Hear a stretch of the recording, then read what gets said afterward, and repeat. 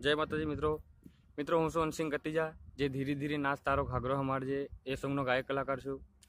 અને મિત્રો, આજે આ વિડીયો બનાવવાનું એક કારણ છે. આપણે ટીમલી કિંગ અર્જુન આર મેડમ તો તમે બધા ઓળખતા હશે. એમનું હમણાં પેલું એક સોંગ આવ્યું છે, આગળ મારું પાછળ મારું જોર કરીને દબાવું. તો એ સોંગ ઉપર ઘણા લોકોનું ઓબ્જેક્શન આવે છે કે ઘણા લોકો ખોટી કમેન્ટો મારે છે, ગાળો બોલે છે અને કે આવું ખોટું ગીત છે. એમાં મિત્રો ખોટું ગીત નથી કે સંસ્કૃતિને ખરાબ કરો છો આદિવાસી. અમે આદિવાસી સંસ્કૃતિને ખરાબ નથી કરતા મિત્રો. અમે આદિવાસી સમાજ માટે જ ગીતો બનાવી છે અને આદિવાસી અમે પણ છીએ મિત્રો. એમ તો એમાં કંઈ એવું ખોટું નથી. એમાં કીધેલું છે કે સ્પષ્ટ કીધેલું છે કે કિસ્મતની ગાડી ચાલી મારી ટોપ ગેરમાં, આગળ મારું પાછળ મારું જોર કરીને દબાવું, બ્રેક જોર કરીને દબાવું. બ્રેક કીધેલું છે એમાં. તમે ધ્યાનથી સાંભળો, 1 ની 2 વાર સાંભળો અને પછી ખોટી કમેન્ટો કરો ને પછી ખોટું કહો. અને એના પછી જે બીજું સોંગ છે કે પરણીને પાર્કે ચાલી ગઈ હું જોતો તને રહી ગયો, એમાં પણ કંઈ ખોટું નથી મિત્રો.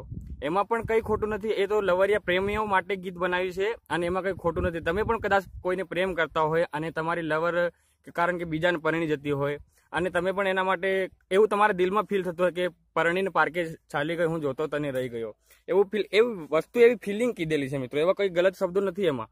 અને આદિવાસી સંસ્કૃતિને કે નાશ કરવા જઈ રહ્યા છે એવું કે ઘણા લોકો એવું કહે છે કે એવું કંઈ નથી. એ તો અમને જલવાવાળા છે, જે અર્જુન આર મેડાના જલવાવાળા લોકો છે, એ લોકોને એવું માનવું, એ લોકો એવું બધું કરાવે છે.